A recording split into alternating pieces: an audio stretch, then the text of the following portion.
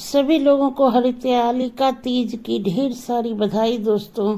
तो चलिए आज हरितालिका तीज की कथा आपको सुनाते हैं और हरितालिका तीज क्यों की जाती है इसके बारे में भी बात करते हैं दोस्तों।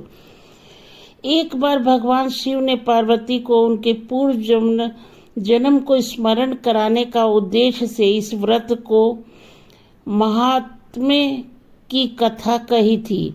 श्री भोले शंकर बोले, हे गौरी पर्वतराज, हिमालय पर स्थित गंगा के तट पर तुमने अपनी बाल अवस्था में 12 वर्षों तक अधोमुखी होकर घोर तप किया। इतनी अवधि तुमने अन्न ना खाकर पेड़ों के सूखे पत्ते चबाकर व्यतीत किए। माघ की विकराल शीतलता में तुमने निरंतर जल में प्रवेश करके तप किया। वैशाख की जला देने वाली गर्मी में तुमने पंचअंगनी में शरीर को तपाया। श्रावण में मूसलाधार वर्षा में खुले आसमान के नीचे बिना अन्न जल ग्रहण किए हुए व्यतीत किया। दोस्तों, पार्वती जी ने इतना कठोर तप किया, तब जाके उनको शंकर जी मिले थे। दोस्तों, तुम्हारे पिता तुम्हारी कष्ट साध्य तपस्या को देखकर बड़े दुखी होते थे। उन्हें बड़ा कलेश होता था। तब एक दिन तुम्हारी तपस्या तथा पिता के कलेश को देखकर नारद जी तुम्हारे घर पधारे। तुम्हारे पिता ने हृदय से अतिथि सत्कार करके उनके आने का कारण पूछा। नारद जी ने कहा, गिरिराज, मैं भगवान विष्णु के भेजने पर यहाँ उपस्थित हुआ हूँ। आपकी कन्या ने बड़ा कठोर तप किया है। इससे प्रसन्न होकर वे आपकी सुपुत्री से विवाह करना चाहते हैं। आपकी राय मैं जानना चाहता हूँ। नारद जी की बात सुनकर गिरिराज गदगद हो उठे। उनके तो जैसे सारे क्लेश ही दूर हो गए। प्रसन्नचित होकर वे बोले, श्रीमान, यदि स्वयं विष्णु मेरी कन्या का वरण करना चाहते हैं तो भला मुझे क्या आपत्ति हो सकती है। वे तो साक्षात ब्रह्मा हैं, महर्षि हैं। यह तो हर पिता की इच्छा होती है कि उसकी पुत्री सुख संपदा से युक्त पति के घर की लक्ष्मी बने।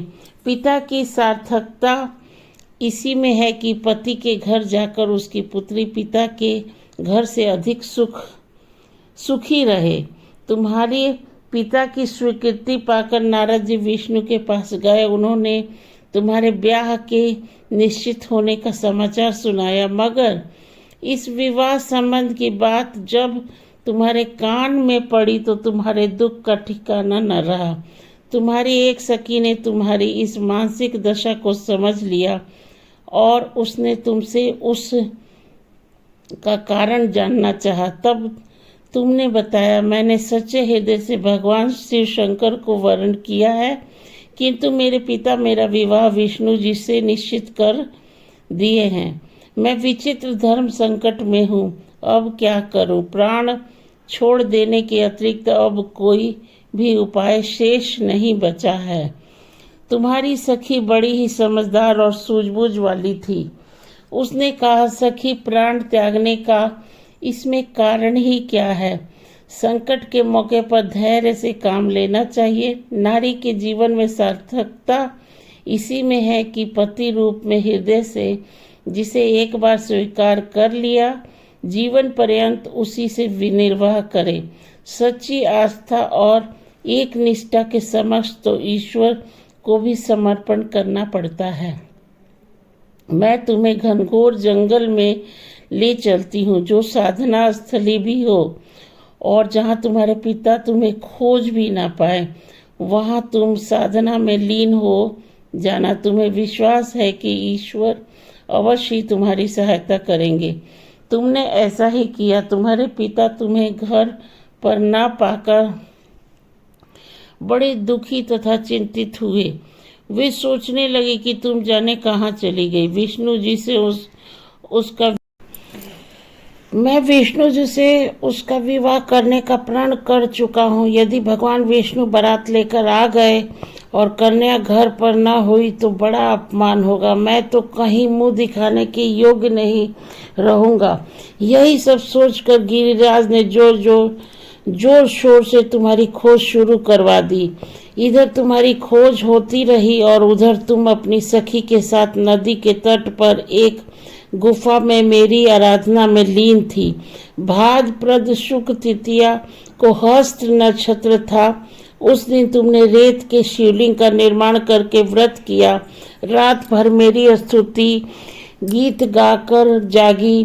तुम्हारी इस कष्ट साध्य तपस्या के प्रभाव से मेरा आसन डोलने लगा, मेरी समाधि टूट गई। मैं तुरंत तुम्हारे समक्ष जा पहुंचा और तुम्हारी तपस्या से प्रसन्न होकर तुमसे वर मांगने के लिए कहा।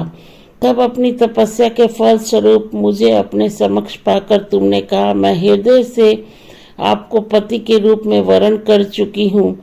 यदि आप सचमुच मेरी तपस्या से प्रसन्न होकर आप यहाँ पधारे हैं तो मुझे अपनी अर्धांगिनी के रूप में स्वीकार कर लीजिए।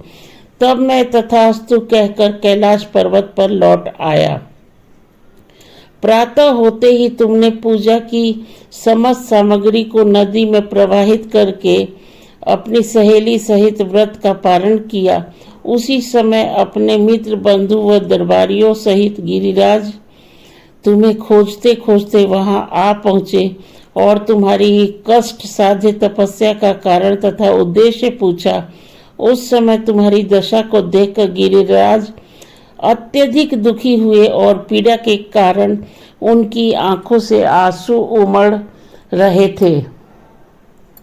तुमने उनके आंसू पोंछते हुए विनम्र स्वर में कहा, पिताजी, मैंने अपने जीवन का अधिकांश समय कठोर तपस्या में बिताया है।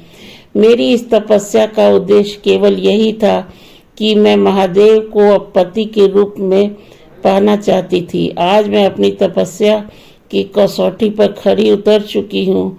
आप क्योंकि विष्णु से मेरा विवाह करके निर्णय ले चुके थे, इसलिए मैं अपने आराध्य की खोज में छोड़कर चली आई।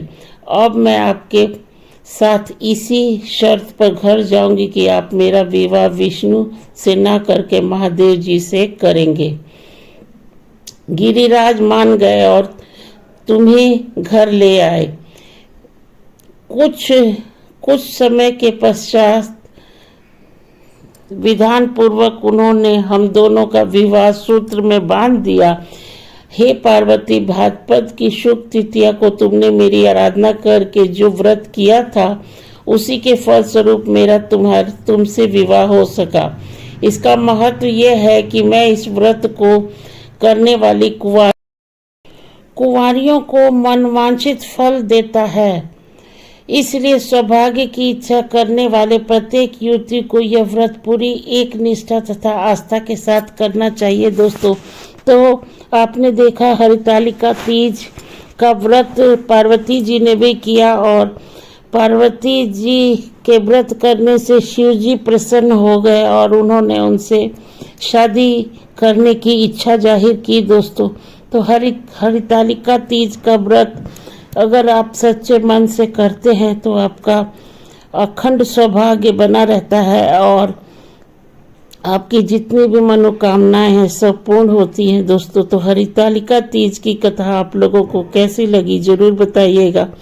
और अगर बिट्टू और जीतू चैनल आप लोगों को अच्छा लगता है तो लाइक, शेयर और सब्सक्राइब जरूर कीजिए और चैनल को आगे बढ़ाइए। दोस्तों, आप सभी को हरितालिका तीज की ढेर सारी बधाई और शुभकामनाएं।